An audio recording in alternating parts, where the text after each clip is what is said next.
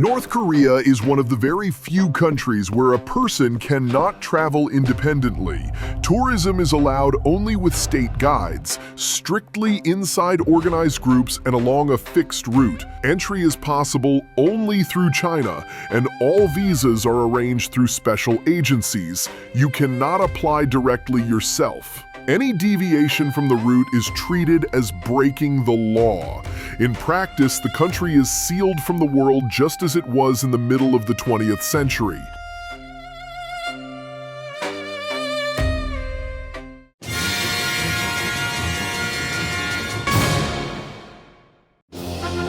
Border checks are not a formality, but an act of intimidation.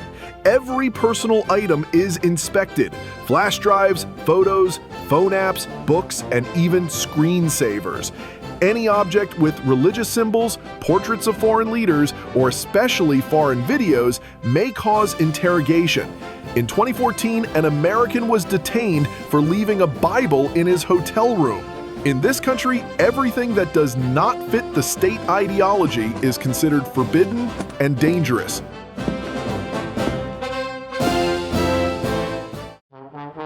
Tourists are allowed to visit only carefully selected parts of Pyongyang, freshly painted facades, new blocks, and empty restaurants where time seems frozen. Streets are clean, buildings bright, yet the atmosphere feels staged. Locals do not go to cafes, do not shop, and do not talk to foreigners. Everything seen is part of a controlled showcase. One step away from the approved route is forbidden. The city works like scenery created to show prosperity that does not really exist.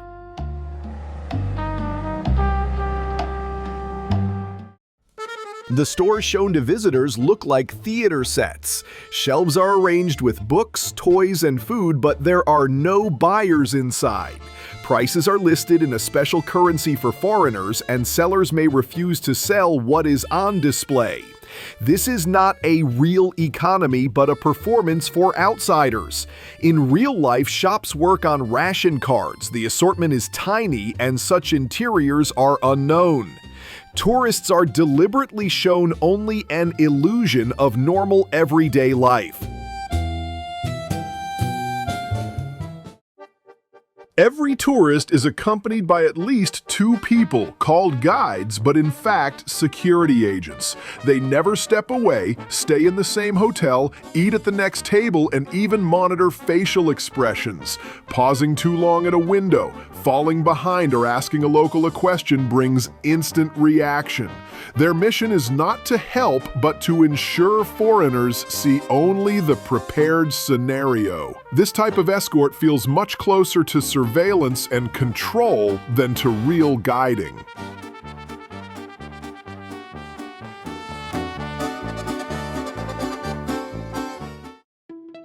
Filming in North Korea is only allowed for what is approved beforehand. Under strict ban are the military, construction sites, shabby houses, people in poor clothes, farms, old cars, and much else. Even a good shot may cause problems if a monument is partly cut in the frame. Phones and cameras can be checked after each walk. Photos not approved are deleted under supervision. In some cases, entire devices are confiscated and never returned to the owner. Visiting monuments to Kim Il-sung and Kim Jong-il is mandatory for all tourists. Refusing to bow is treated as direct insult.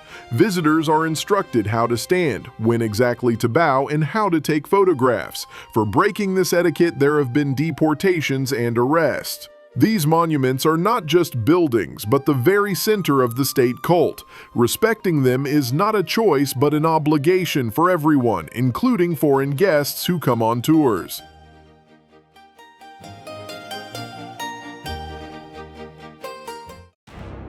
Military parades shown on national television and in world news are the main tool of propaganda. Tens of thousands of soldiers, armored vehicles, ballistic missiles, and giant flag-waving crowds take part. Rehearsals continue for many weeks. For the regime, it is a way to demonstrate power, mobilize people, and frighten outside enemies. Tourists may by chance witness a rehearsal, which looks like a theatrical performance but with real weapons and real military units. Outside Pyongyang is a completely different world. Roads are broken, electricity is absent, infrastructure is worn down, manual labor dominates, and survival is on the edge. Families heat homes with firewood, plow the fields without machines, and eat corn porridge with wild plants. Power outages happen constantly. Healthcare is almost non-existent. Tourists are banned from leaving the capital because outside lies the true scale of poverty and hardship.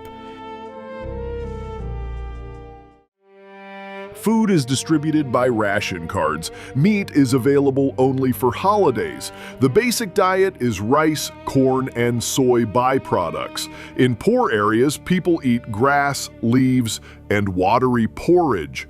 Open markets are officially banned but exist in secret. Trading there may lead to prison. Humanitarian aid arrives from abroad but rarely reaches villages. The UN estimates that millions of people live in chronic malnutrition without stable daily food supplies.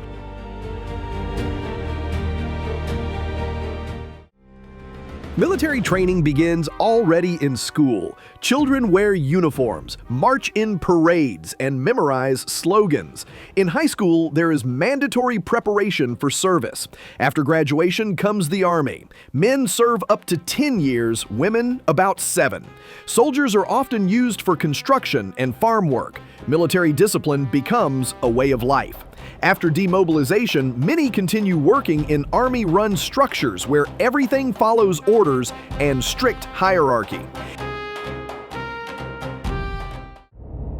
Human rights groups report that North Korea operates up to 30 labor camps. Tens of thousands are held there. Real dissidents, people who only joked, fell under suspicion, or were relatives of suspects. Conditions are inhuman. Constant hunger, exhausting labor, no medical care, regular beatings. Deaths from starvation are confirmed. Sentences are given without trials. A camp means silence for life, and almost no hope of return. Ordinary citizens have no access to global internet. Instead, there is a closed network called Pyongyang with only state websites and study pages. No Google, no YouTube, no messengers, and no outside news. Even science is filtered. Using outside internet is punished as espionage. Only top officials and trusted researchers may have limited access, always under complete state control and monitoring.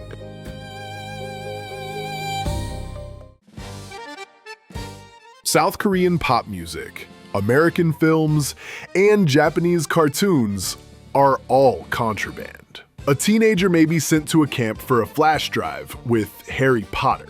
One student was sentenced to life imprisonment for watching a series. Local music is strictly patriotic, praising the leader, the nation, and the army. Any content from abroad is treated as ideological poison. Sharing it can bring death or lifelong punishment.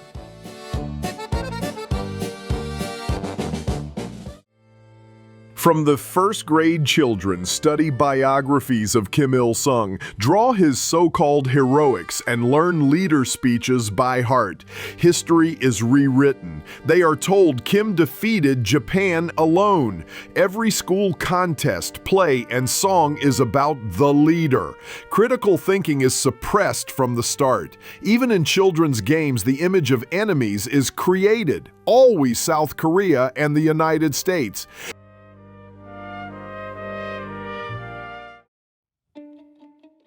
Every district has bunkers, and most citizens know evacuation procedures. Schools and factories hold invasion drills on a regular basis. Citizens get leaflets explaining how to act in case of nuclear attack. This is not just paranoia, but official state policy. The government convinces people that the enemy is always at the gates. The whole life of the country is built around readiness for war.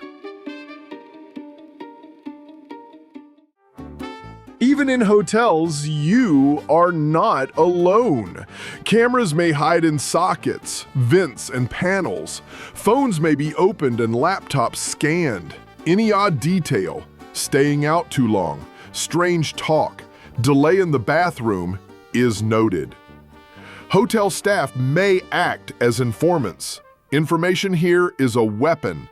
Even a smile at the wrong time can end up in a report.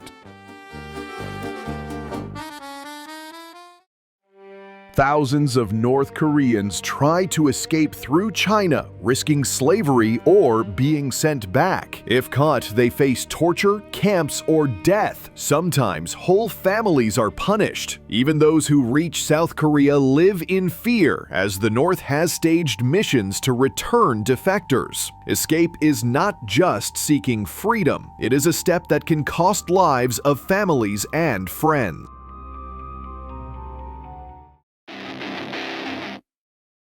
North Korea has nuclear weapons and does not hide it. The regime carries out tests regularly and threatens South Korea, the United States, and Japan. It is not only a tool of defense, but the center of all foreign policy.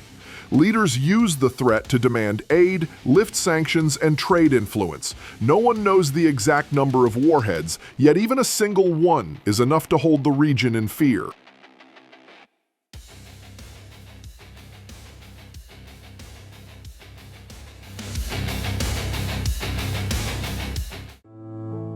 North Korea is not only a dictatorship, it is a sealed system where everything is under control: thoughts, words, and movements. There is no freedom of choice, no dissent, and no escape. Outsiders are shown only a staged performance. Behind this curtain, millions of people live in constant fear. If you found this story interesting, please subscribe.